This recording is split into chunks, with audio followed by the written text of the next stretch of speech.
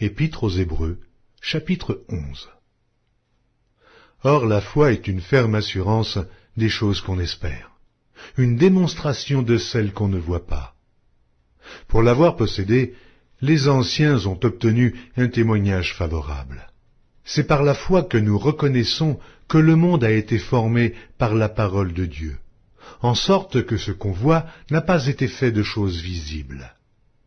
C'est par la foi qu'Abel offrit à Dieu un sacrifice plus excellent que celui de Caïn. C'est par elle qu'il fut déclaré juste, Dieu approuvant ses offrandes. Et c'est par elle qu'il parle encore, quoique mort.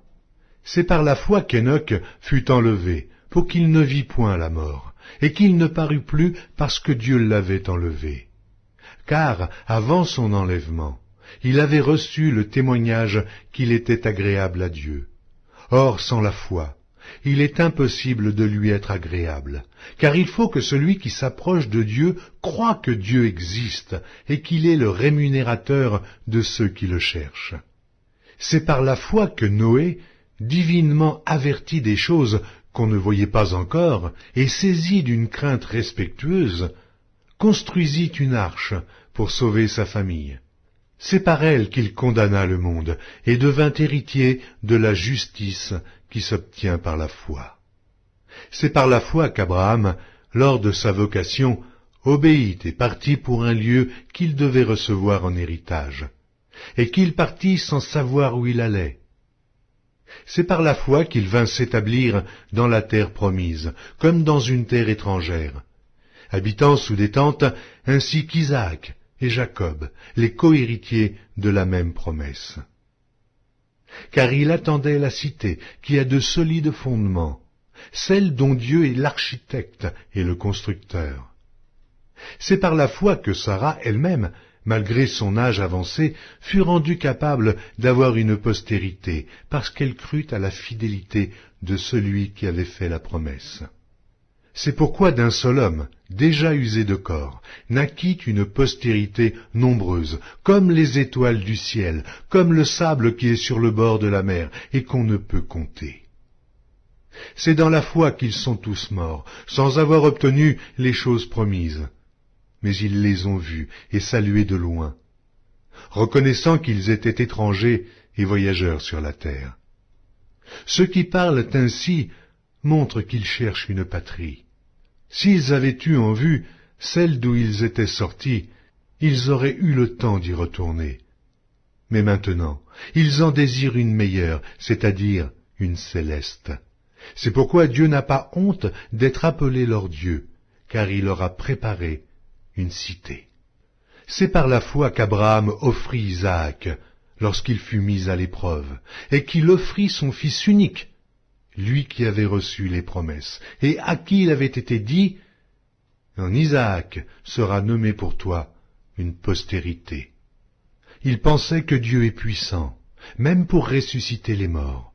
Aussi le recouvra-t-il par une sorte de résurrection.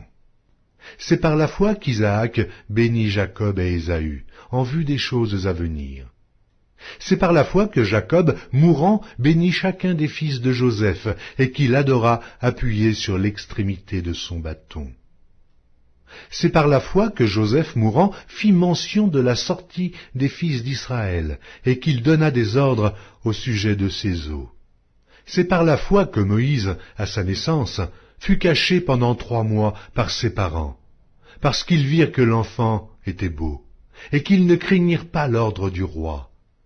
C'est par la foi que Moïse, devenu grand, refusa d'être appelé fils de la fille de Pharaon, aimant mieux être maltraité avec le peuple de Dieu que d'avoir pour un temps la jouissance du péché, regardant l'opprobre de Christ comme une richesse plus grande que les trésors de l'Égypte, car il avait les yeux fixés sur la rémunération. C'est par la foi qu'il quitta l'Égypte sans être effrayé de la colère du roi, car il se montra ferme, comme voyant celui qui est invisible. C'est par la foi qu'il fit la Pâque et l'aspersion du sang, afin que l'exterminateur ne touchât pas au premier-né des Israélites. C'est par la foi qu'ils traversèrent la mer Rouge comme un lieu sec, tandis que les Égyptiens qui en firent la tentative furent engloutis. C'est par la foi que les murailles de Jéricho tombèrent, après qu'on en eut fait le tour pendant 7 jours. C'est par la foi que Rahab la prostituée ne périt pas avec les rebelles, parce qu'elle avait reçu les espions avec bienveillance. Et que dirais-je encore? Car le temps me manquerait pour parler de Gédéon, de Barak, de Samson, de Jephthé, de David, de Samuel et des prophètes, qui, par la foi, vainquirent des royaumes, exercèrent la justice, obtinrent des promesses, fermèrent la gueule des lions, éteignirent la puissance du feu, échappèrent aux tranchants de l'épée, guérirent de leurs maladies, furent vaillants à la guerre et mirent en fuite des armées étrangères. Des femmes recouvrèrent leur mort par la résurrection. D'autres furent livrés au tourment et n'acceptèrent point de délivrance afin d'obtenir une meilleure résurrection. D'autres subirent les moqueries et le fouet, les chaînes et la prison. Ils furent lapidés, sciés, torturés. Ils moururent tués par l'épée, ils allèrent çà et là, vêtus de peaux de brebis et de peaux de chèvres, dénués de tout, persécutés, maltraités, eux dont le monde n'était pas digne, errant dans les déserts et les montagnes, dans les cavernes et les antres de la terre. Tout cela, à la foi desquels il a été rendu témoignage, n'ont pas obtenu ce qui leur était promis.